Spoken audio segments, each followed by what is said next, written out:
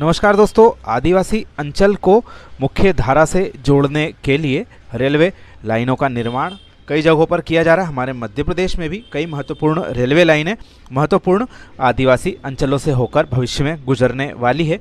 कई रेलवे लाइनों की मांग बहुत लंबे समय से की जा रही थी और उन्हें स्वीकृत भी किया गया, परंतु उनके बनते बनते देरी इतनी हो गई है कि उन क्षेत्रों में ट्रेनों के आने का सपना अभी तक सपना ही बनकर रह गया है।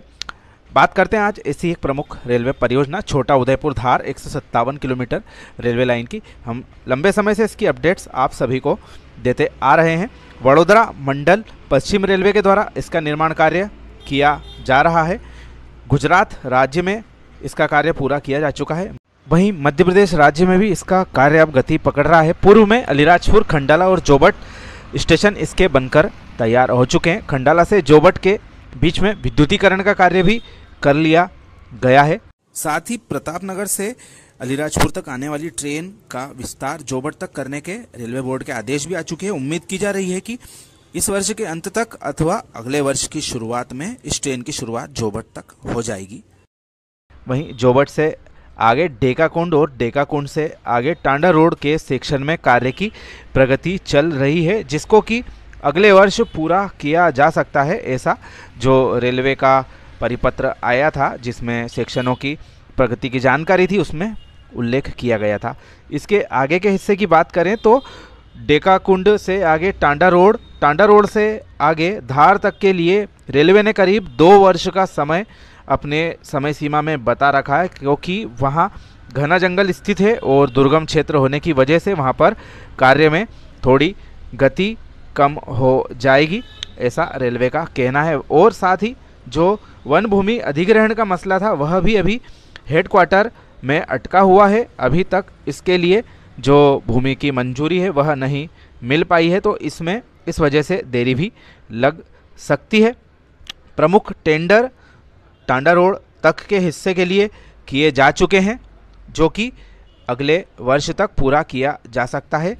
जैसा कि हमने आपको बताया, जोबट से डेकाकुंड सेक्शन 11.88 किलोमीटर दिसंबर 2023 इसकी समय सीमा थी और अभी तक इसके पूरा होने के बारे में या सीआरएस से संबंधित कोई भी अधिसूचना नहीं आई है, तो यह निश्चित तौर पर अगले वर्ष खिंचता नजर आ रहा है। वहीं फरवरी 2024 डेकाकुंड से टांडा रोड की समय सीमा थी 15.70 किलोमीटर का। इसमें भी अभी काफ़ी काम बचा हुआ है, तो कुल मिलाकर यह जो कार्य है यह अगले वर्ष तक ही निश्चित तौर पर खिंचता नजर आ रहा है। वहीं बाकी का जो 57 किलोमीटर लंबाई का सेक्शन है टांडा रोड से लगा के धार तक का, इसमें पर्यावरण मंजूरी वन विभाग से संबंधित अटकी हुई है और निजी जमीनों का भी अधिग्रहण इसमें बाकी है। उसके लिए भी प्रक्रिया अभी प्रारंभिक तौर पर चल रही है। इसकी समय सीमा जैसा कि पूर्व में विदित है 2026 दिसंबर तय की गई, यानी कि 2027 ही इसको हम मानकर चलें, तब तक यह सेक्शन पूरा किया जाएगा और यह परियोजना उस स्थिति में पूरी हो पाएगी।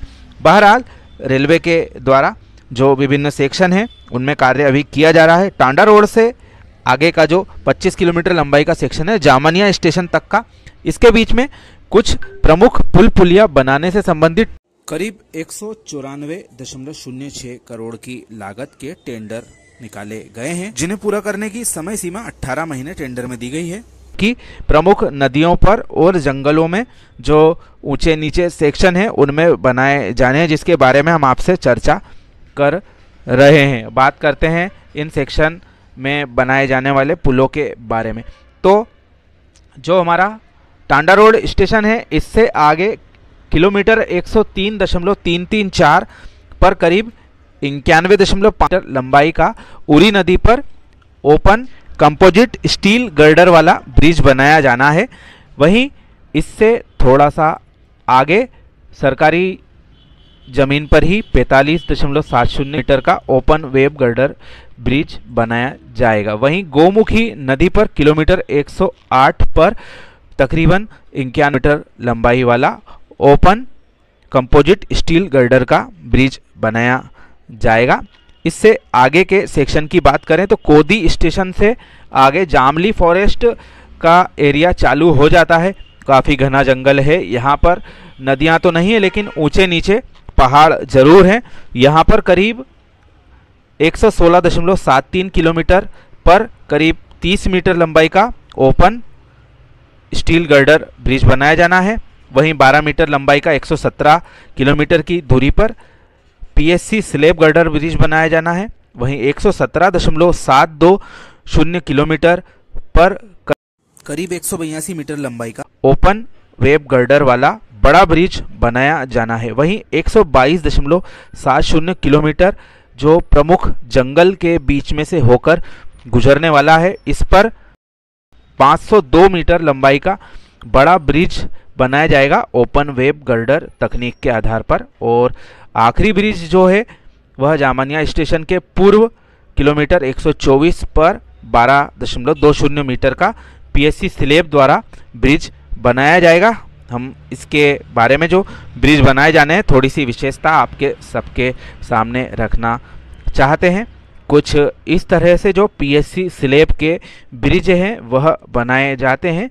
बहुत ही साधारण तकनीक है। इन्हें जो ढांचा बनाया जाता है उस पर क्रेन की सहायता से फिट किया जाता है। आमतौर पर छोटे ब्रिज ही इस तकनीक का प्रयोग करके बनाए जाते हैं। तकरीबन 20-25 मीटर तक की लंबाई वाले ब्रिजों का ही निर्माण इसमें किया जाता है, जिसमें स्लेब रखने के लिए आधार रहता है उस स्थिति में, या फिर जो छोटे ब्रिज हैं वह इसी से बनाए जाते हैं। वही जो ओपन वेब गर्डर वाले ब्रिज हैं यह सबसे ज़्यादा इस्तेमाल किए जाते हैं बड़ी बड़ी नदियों पर।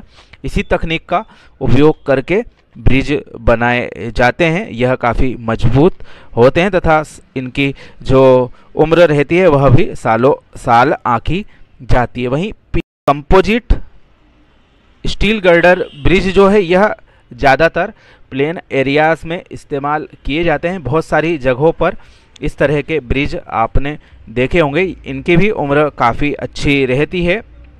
इनमें भी सीमेंट के जो पैनल्स हैं वह और स्टील गर्डर छोटी साइज की उनका इस्तेमाल करके यह ब्रिज बनाए जाते हैं। तो यह थी जो महत्वपूर्ण टेंडर निकाला गया है उसके बारे में हमारी समीक्षा रिपोर्ट के साथ में जो सेक्शन बनाया जाना है।